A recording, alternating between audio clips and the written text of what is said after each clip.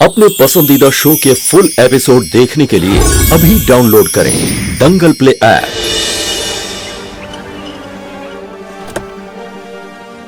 इन गरीब लोगों का ना कोई भी दीन ईमान, कोई भी स्वाभिमान कुछ भी नहीं होता है। अरे क्या हुआ? लोग मुझसे पूछते हैं ना कि मैं एक गरीब लोगों से इतनी नफरत क्यों करता हूँ, इस वजह से नफरत करता हूँ। पर हुआ क्या, बताओ तो। ये लोग ना पैसों के लिए कुछ भी बेचने के लिए तैयार हो जाते हैं, अपने उसूल, अपना ईमान, यहाँ तक कि अपनी अपनी बेटी को भी। तुम किसकी बात कर रहे हो अगस्त्य, बताओ तो। वो जो दुल्हन के जोड़े में भी लड़की दिखी थी ना, पता नहीं मुझे ऐसा क्यों लगा कि मुझे उसकी मदद करनी चाहिए, उससे बात करनी चाहिए। ऐसा लगा कि भगवान मुझसे खुद आके कह रहे हैं कि मैं उसकी जाके मदद करूं। फिर उसकी शक्ल तो नहीं देख पाया, पर फिर भी उसकी सच्चाई दिख गई। और जो इंसान अपने आप को बेचने के लिए तैयार ही बैठा तो उसे कोई क्या ही बचा सकता है। ऐसी लड़कियों को जिंदगी में सिर्फ और सिर्फ दुख और बेइज्जती मिलती है, क्योंकि इसी लायक होते हैं।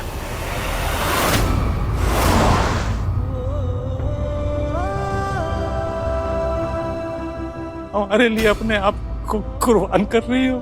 जो काम करने से हमारे पापा बच जाए वो कुर्बानी नहीं, हमारा स्वार्थ है।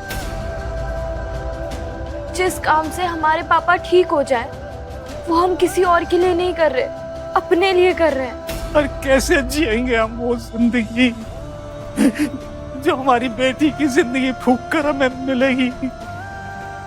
बाप का काम तो अपने बच्चों की रक्षा करना होता है, उनकी जिंदगी को स्वर्ग जैसा बना देना। कैसे बाप है हम? हमारी वजह से हमारी बेटी की जिंदगी नर्क बनने जा रही है। नहीं चाहिए हमें ऐसी जिंदगी, मर जाने दे हमें। नहीं पापा, देखिए आप रोइए मत प्लीज। आपको पता है जो आपका हंसता हुआ चेहरा है ना, वो हमें ताकत देता है। जब भी हम किसी मुसीबत में होते हैं ना, तो आपका अगर हंसता हुआ चेहरा देख ले तो सब सही हो जाता है। हमें इतनी ताकत मिल जाती है। अगर आप टूट गए तो हम भी बिखर जाएंगे। आप मत रोइए।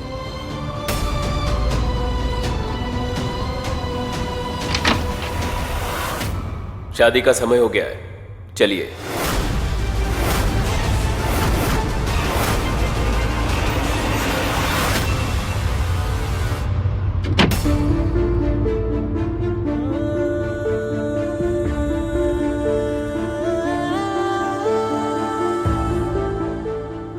अब हमें जाना होगा, अपना ध्यान रखना।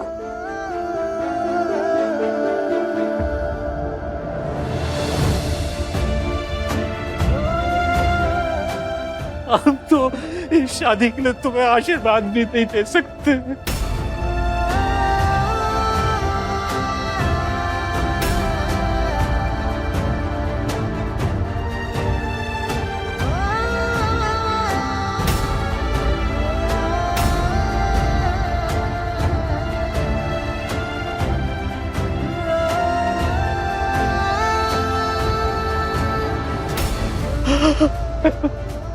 मत जा बेटा।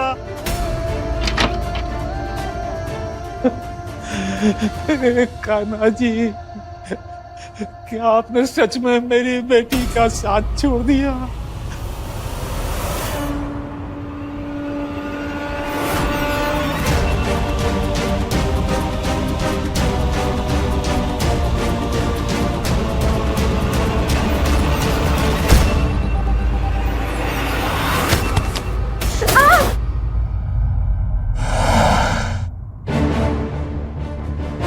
अरे क्या हो गया?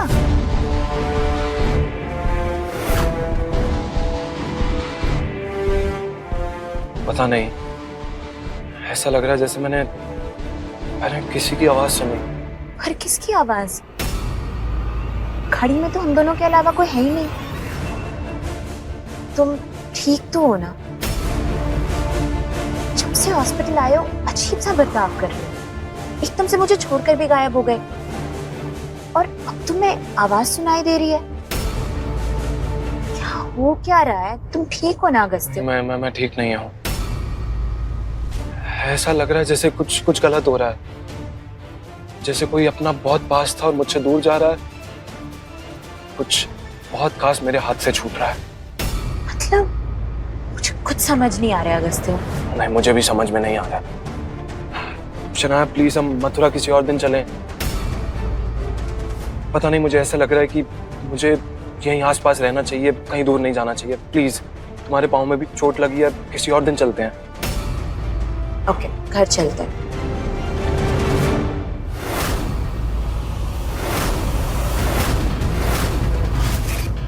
So sorry ma'am, so sorry, मैंने आपका शादी का जोड़ा खराब कर दिया। नहीं नहीं, कोई बात नहीं, आपने जानबूझ के थोड़ी ना किया है।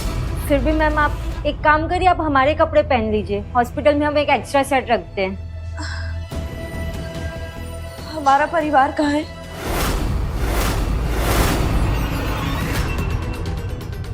वो सब लोग मंडप में मिलेंगे आपसे।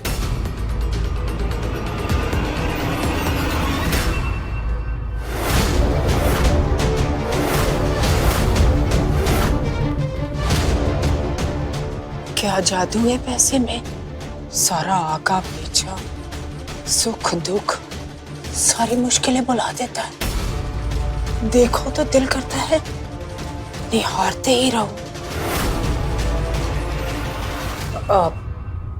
तूने गिल्ली है ना? मेरे 2 करोड़ है ना? कम। फिर ठीक है, एक काम कर, ये सारे पैसे ना अब ले जाकर बैंक में जमा करा दे। चल। अभी माँ अवंतिका मंडप में होगी और किसी भी वक्त उसकी शादी शुरू हो जाएगी। इसीलिए तो कह रहे हैं, अरे उस मक्खन का कोई भरोसा है, कभी भी पलट जाएगा। और आकर कहीं सारी रकम ले ली तो उसने पैसे। जाओ। माँ पापा। अरे उनका ध्यान हम रख लेंगे, टेंशन ना ले, जा।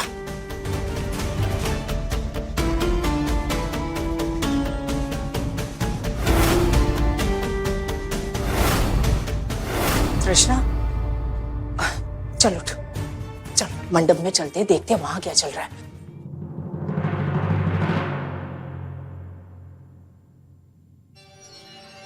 क्यों बेकार में बंद करने की कोशिश कर रही हो? पति पत्नी के बीच क्या पर्दा? तुम क्या कर रहे हो यहाँ पे? क्या चाहिए? तुम्हारे थप्पड़ का जवाब तो देना ही था। सोचा अपनी मर्दानगी दिखाने के लिए अपनी शादी का इंतजार क्यों करूं?